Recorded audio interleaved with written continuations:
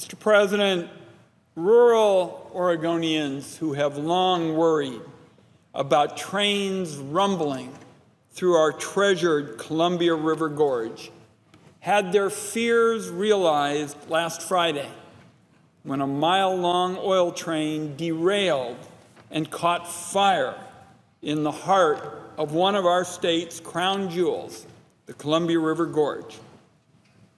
Our state is rich with breathtaking places, and we believe the Columbia River Gorge is right at the top of the list.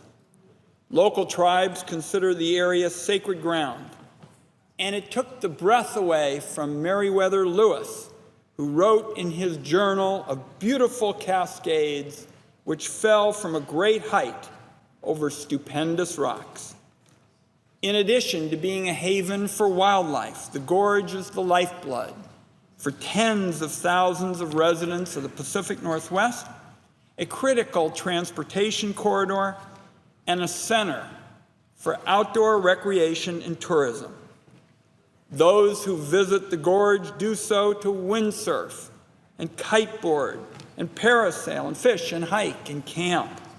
It boasts the most visited recreation site in the Pacific Northwest, the thundering Multnomah Falls that Meriwether Lewis wrote about. In this pristine area, trains carrying flammable liquids barrel through the gorge on tracks that were built in the first half of the 20th century. And on Friday, just a stone's throw from our region's lifeblood, the Columbia River, one of those trains fell off the tracks.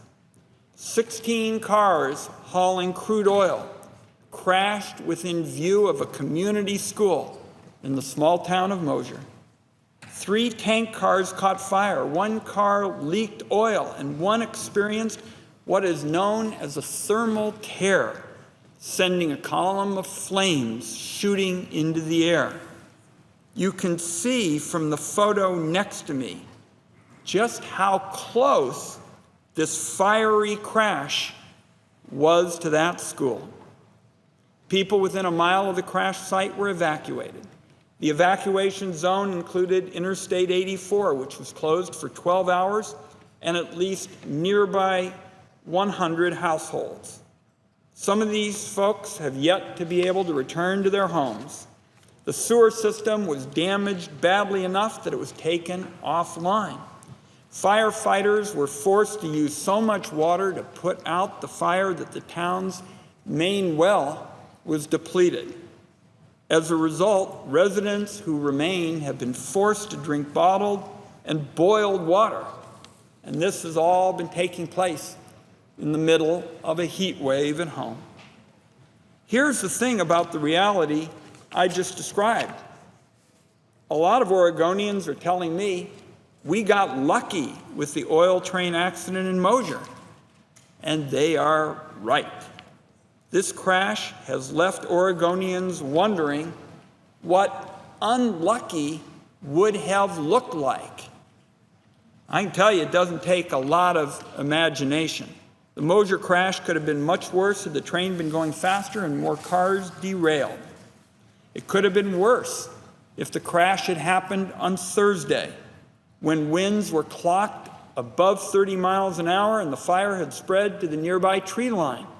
If the crash had happened a mile east, it would have been on the edge of the river, causing a potentially catastrophic spill in the middle of a salmon run.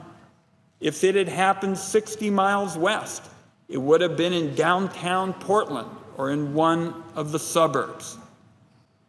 Oregon has been lucky a lot. And at some point, Mr. President, that luck is going to run out. What people in small communities in Oregon really want to know, and what they deserve to know, is what happens next. What is Congress going to do to start fixing the problem? And I'm here this morning with my friend and colleague from Oregon, Senator Merkley, to talk about what specifically we're going to do to get this fixed.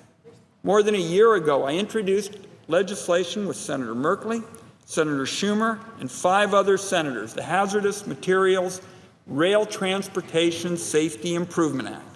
Since then, 4 more senators have signed on. Among the bill's lead sponsors are the International Association of Firefighters and the International Association of Fire Chiefs. Our bill reduces the chance of accidents in the first place by providing funding for communities to relocate segments of track away from highly populated areas and for states to conduct more track inspections. Next, it helps communities prepare for a possible accident by paying for training for first responders before the next accident. And the bill provides market incentives to use the safest tank cars to transport hazardous materials, which lowers the chance of a spill or a fire in the event of an accident. Now, on Monday, I talked with Union Pacific CEO, Mr. Fritz, and he committed to work with me and the Senate sponsors on this legislation. He indicated there were parts of the bill that the company can support. And I think knowing that the company is willing now to follow up is a bit of constructive news and encouraging developments. But much more needs to be done. Yesterday, Senator Merkley and I, with our governor, Congressman Blumenauer, Congressman Bonamici, we all called for a temporary moratorium on oil train traffic through the Columbia River Gorge. Now, yesterday, when I talked to the CEO of Union Pacific, Mr. Fritz, he committed that the Union Pacific will not ship Union trains of oil through the gorge until there are 3 developments. 1, the cause of the accident has been determined. 2, Union Pacific ensures that an accident will not happen again. Will not happen again. And the company sits down and works out concerns that are obviously of enormous importance to the residents of Mosier. So these commitments are helpful, and we're going to monitor them closely. The company's got to do everything possible to help get residents in the town back on their feet. That includes getting the sewage system up and running and getting people back in their homes so they can get about their everyday lives. In my view, it would be hard after a close call, a very close call, like the one in Mosier on Friday, for anybody to just walk away and say, well, probably won't be another accident, because while the people of Mosier work to get back to their normal lives, the threat of another crash is going to linger.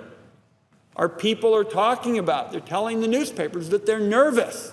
They're nervous about another one. So the prospect of another accident is going to linger in the minds of folks across my state. Now, it has been clear for years, Mr. President, that more needs to be done to protect our communities and prevent the next accidents from occurring. It's tragic that Mosier has now joined a long and growing list of both small towns and big cities that have experienced an oil train accident.